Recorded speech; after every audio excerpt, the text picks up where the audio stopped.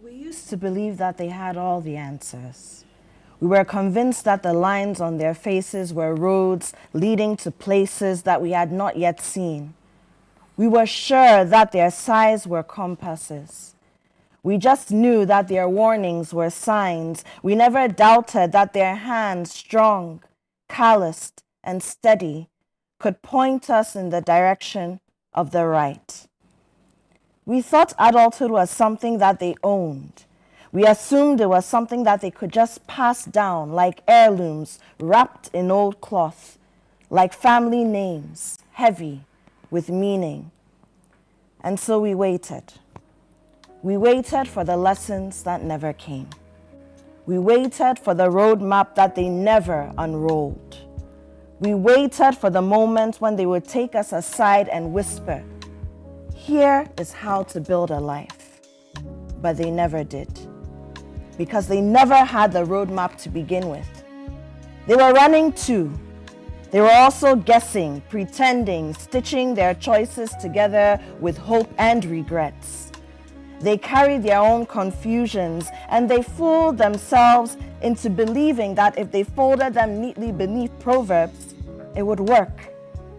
They masked them with the certainty of tradition, and they hid the uncertainty in, "This is how it has always been done."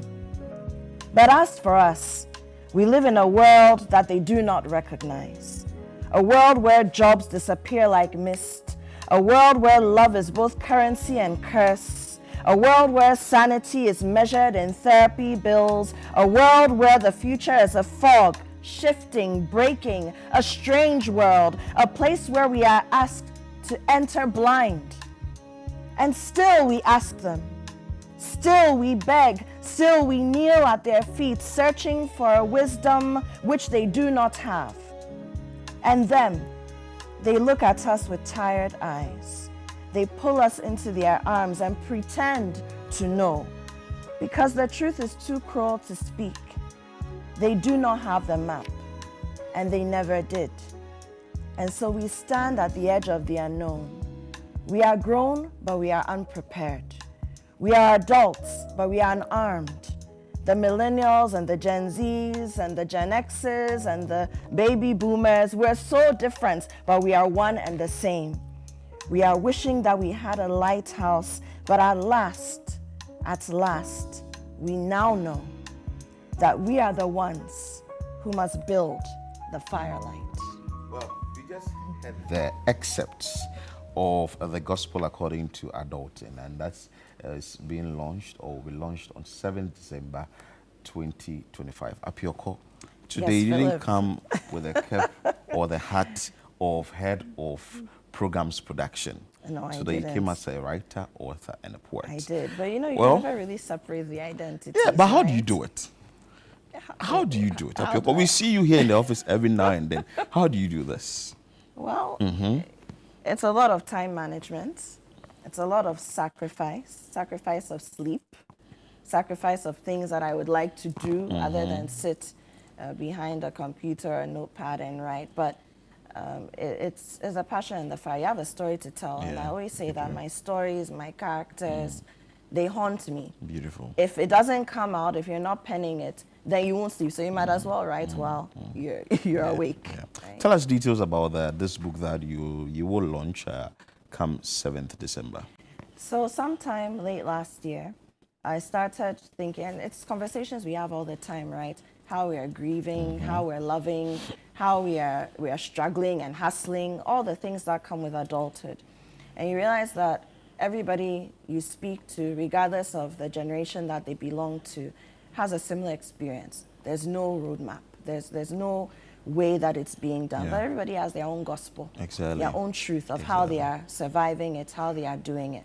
And so I looked for about 200 people across the diaspora. Wow. Yes, some there were physical meetings, others were virtual meetings, and just asked them random questions about what adult life is like. And you know, the Gen Zs like to say adulting, right? That's the term, that's the buzzword.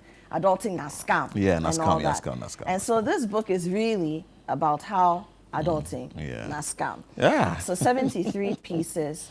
it's sectioned into different ways. It talks about, for example, there's one piece in there that's very dear to me, how, you know, those of us who have our parents or our guardians or people who raised us, shaped us, still living, you see them growing.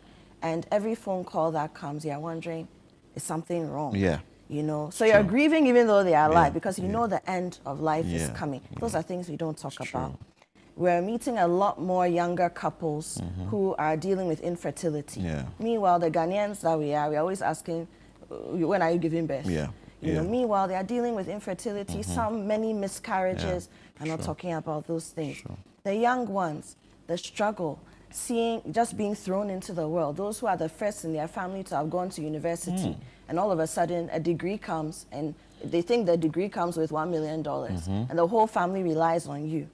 Your landlord is calling you. Meanwhile, your salary, even for 1 month, is a problem, but you're expected to pay 2 months' rent. Yeah. So just how we are doing life and adulthood as Ghanaians, as Africans, and our own experiences. Because we read about adulthood, there are all sorts of material around, but how much of that is tailored to our own personal cultural experiences? That's what this book captures. And there's also, you know, I'm a Christian woman, so there are underpinnings of that. Every poem, every 73 pieces that are in there comes with a prayer that follows it. So whatever you are going through, an affirmation, you need meditation, words to just brood on, to ground you, to hold you. Because in our culture, faith is what is keeping us. Very true. We know that. Yeah. You know, so whatever your faith is, there's some kind of prayer, affirmation after the poem, so that if that is what you're experiencing, that's what you're struggling with, that's what you're trying to overcome, you put these words out into the universe so that the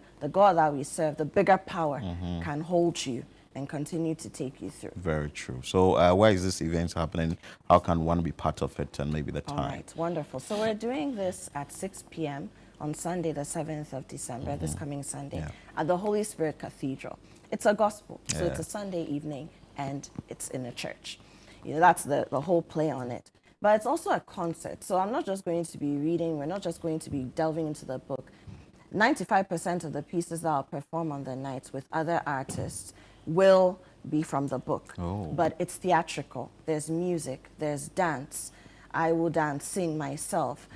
We've got young people on stage as well, because the different generations who are experiencing adulthood in the different shapes and form also have to be represented on that stage. And so it will be a very interesting evening, I can promise you that.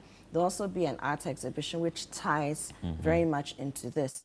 Many people now are moonlighting. You ask me, how do you do this? People have 10,000 things that they are doing just to survive. And so some of the people who are doing those things will also be there to exhibit the interesting things that they are doing, how they're also coping through their art, through their work, with the traumas and then the successes of life. So 6 p.m., Holy Spirit Cathedral. Now, there are two things. You can reach out and ask for an invitation, right? But there are also tickets. And the tickets I especially want to harp on, because some of the experiences are very immersive. But if you have a VIP ticket, for example, you get to experience, it's almost like watching a movie in 3D.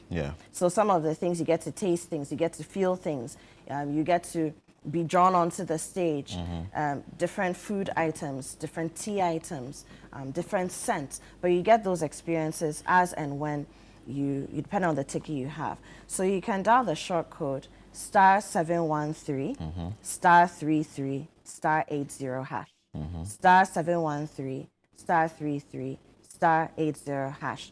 And there's a student ticket, there's a standard, there's a VIP. However, we have some invitations, some spots up for grabs. So if you really want it, you can send a WhatsApp message to 024 999 3425. Mention again. 024 999 3425. Okay. Yes, and then come and just get into the whole experience. Let's figure out adulting together. Thank you so much, Afioko, and we're grateful, and I'm sure that you'll be part of this event, which is coming up at 7th of December 2025. They said there's something you need to talk about, walk of poetism. Yes, so on Saturday I had poetivism. Poetivism. Oh, Lord. So activism and poetry. Poetivism. I know, it just has to be Poetivism. So on Saturday morning, right from 37 to the National Theatre, Enclave, that area. We'll be doing a walk. It's a performance walk. Okay, walk of and poetivism. So you'll see this character, the matriarch, walking for many reasons. Wow. Again, picking some of the challenges, the social issues that we are figuring out, that we are not talking about, that we are not fixing, and then that is what you will see. So it's a symbolic walk through the capital city, and then we have performance and presence to tackle some social issues. So not your regular protest, not your regular performance, but definitely a combination of both of them. And people are welcome to join us. Again, you can call the same number, 024-999-3425, and then let us know if you'd like to join us. Of course, we'll be with security, the police will be present and all that. So it's like coat of many colors. Promises to be interesting. And I just want to say one last thing. We have a post-festival conversation with CDD Ghana and Oxfam. It's called the Big Tax Conversation on the 11th of December at the British Council. And so we'll be looking at taxation in the sector, the cultural sector. There's so many different things. Even here at ChannelOne City, you have an event. Hello, GRA, good morning. They show up. But that restructuring has to happen so that the creative entrepreneurs who are also earning from their arts, by the way, which is very important. That's their livelihood. That's our work, right? And then beyond that, we have so many young people who are actually playing in the cultural and creative industries. So if we are not careful and we don't create an industry for culture and creative arts that can allow them to thrive, we'll either have delinquency or we'll have very disgruntled adults who are coming to join us in this adulting journey. So we'll be doing that with CDD Ghana, their research partners, Oxfam as well. We've been doing a lot of work with that, and the policymakers will also be there. But anybody who's interested has a contribution, you're welcome to join us 11th December. Apioko, thank you so much for your time. And Apioko is an author, a writer, and a poet. She didn't come here as head of programs production. Anyway, thank you so much for your time. We'll bring you more on the show.